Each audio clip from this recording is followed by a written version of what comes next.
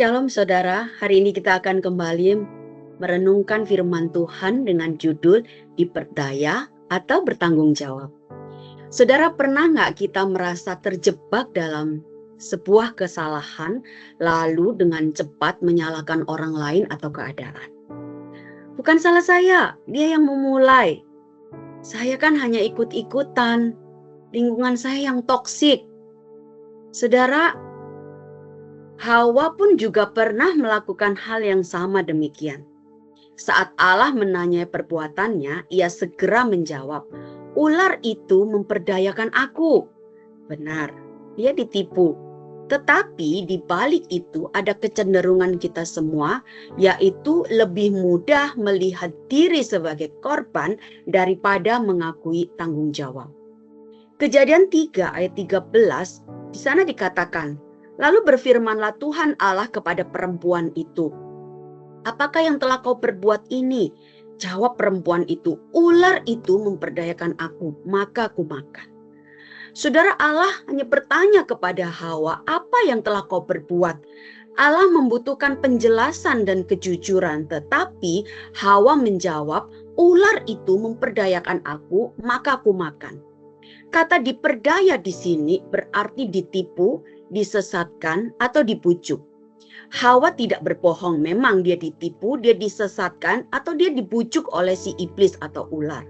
Namun jawabannya mengungkapkan dua hal. Pertama, di pengakuannya itu tidak utuh. Ia menutupi kesalahan yang dia lakukan, yaitu sebuah pelanggaran besar terhadap perintah Allah dengan mengakui telah makan. Tetapi dia mengalihkan tanggung jawab dari kesalahan bahwa dia telah melanggar perintah Tuhan. Kesalahan utamanya yaitu seolah-olah ada pada si penipu, bukan pada pilihannya sendiri. Saudara, Allah tidak menerima alasan ini. Karena sebelumnya Adam juga berdalih, dia menyalahkan Hawa dan juga menyalahkan Allah. Dan setelah ini, penghukuman itu akan tetap datang bagi semua pihak, baik Adam, Hawa maupun ular, dalam kesalahan dan pelanggaran yang mereka lakukan. Saudara yang dikasihi oleh Tuhan, Allah menghargai kejujuran total, bukan pembelaan diri. Tipu daya itu nyata dan tanggung jawab itu tetap ada. Iblis memang aktif menipu manusia. Tetapi kita tidak bisa terus berkata, "Saya hanya korban." Setiap kita tetap bertanggung jawab, punya tanggung jawab atas keputusan dan respon kita terhadap godaan. Dari Adam dan Hawa hingga sekarang, manusia itu cenderung menyalahkan orang lain, bukan? Menyalahkan keadaan, bahkan secara halus mungkin kita menyalahkan Allah. Saudara, pengalihan ini menghambat pertobatan sejati. Mari kita belajar dari Yesus Kristus, model tanggung jawab sempurna. Yesus melakukan seluruh hal, bahkan dia menanggung dosa setiap kita. Meski dia tidak bersalah, dia tidak pernah mengkambing hitamkan manusia sehingga dia harus mati di kayu salib. Di kayu salib ia bertanggung jawab atas dosa kita, bahkan berdoa bagi orang-orang yang menyalibkannya.